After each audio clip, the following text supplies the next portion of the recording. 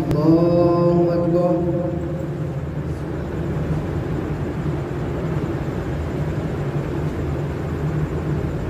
الحمد لله رب العالمين الرحمن الرحيم مالك يوم الدين إياك نعبد وإياك نستعين اهدنا الصراط المستقيم صراط الذين أنعمت عليهم غير المغضوب عليهم ولا الضالين.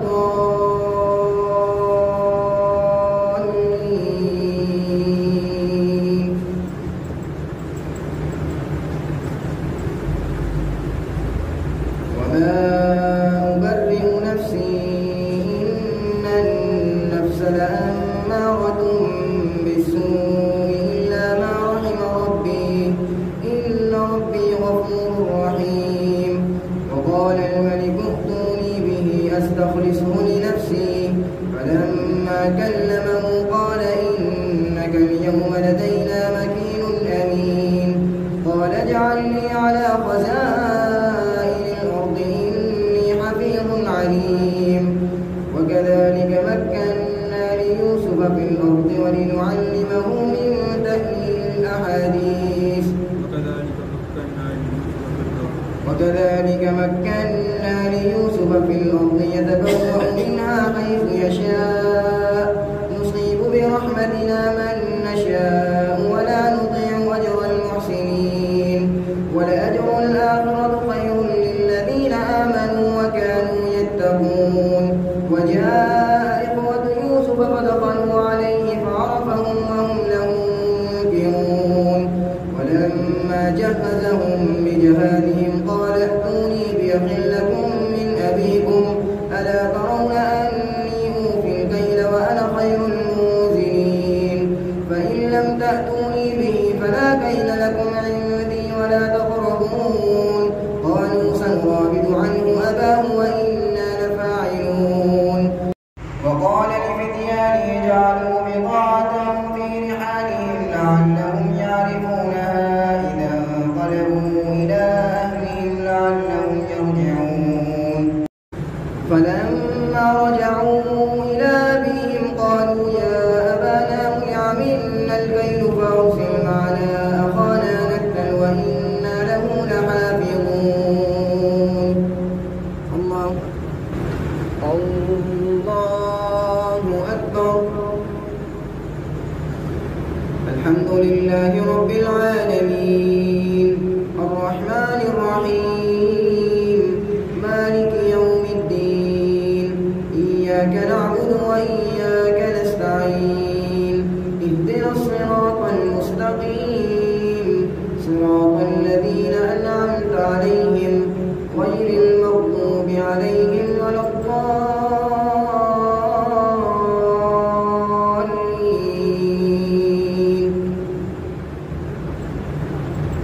قال هل آمنكم عليه إلا كما أمنتكم على أخيه من قبل. قال هل آمنكم عليه إلا كما أمنتكم على أخيه من قبل فالله خير حافظا وهو أرحم الراحمين.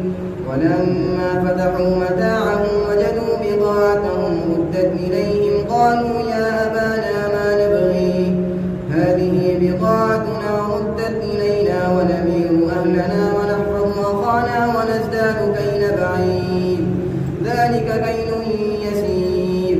قال لن أرسله معكم حتى تؤتون موثقا من الله لتأتونني به إلا أن يحاط بكم. فلما آتوا موثقهم قال الله على ما نقول وكيل.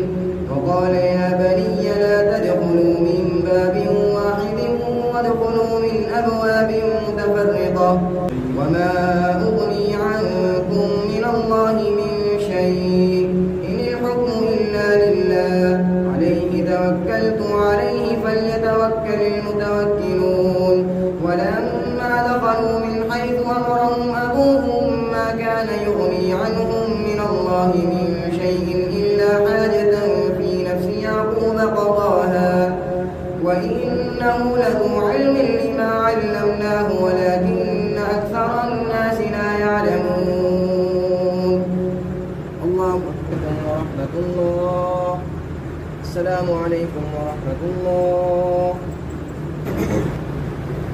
الله أكبر.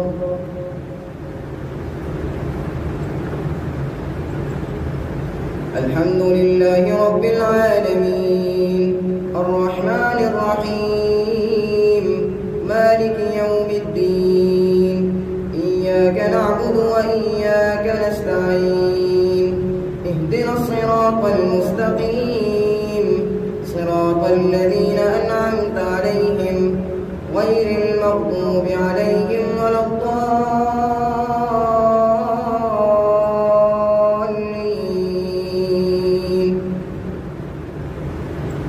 ولما دخلوا على يوسف آوى إليه أخاه قال إني أنا أخوك فلا تبتئس بما كانوا يعملون. فلما جهزهم بجهازهم جعل السقاية في رحل أخيه ثم أذن مؤذن أيتها العير إنكم لسارقون. قالوا وأقبلوا عليهم ماذا تفقدون قالوا نفقد سواع الملك ولمن جاء به حمل بعير وأنا به زعيم. قالوا تالله لقد علمتم ما جئنا لنفسد في الأرض وما كنا سارقين. قالوا فما جزاؤه إن كنتم كاذبين.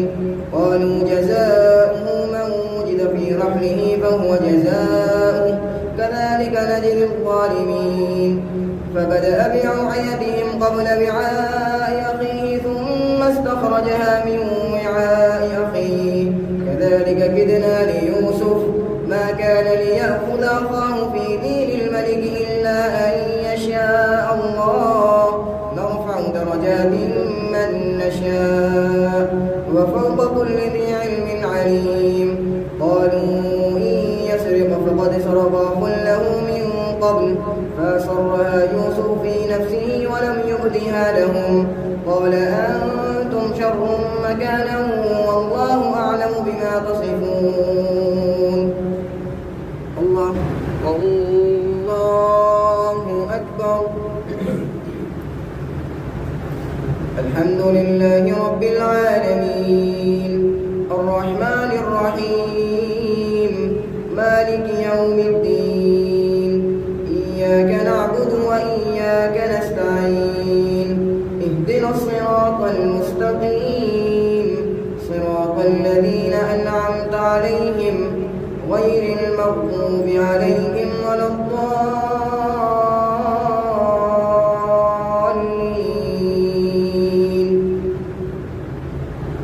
قالوا يا أيها العزيز إن له أبا شيخا كبيرا فخذ أحدنا مكانه إنا نراك من المحسنين.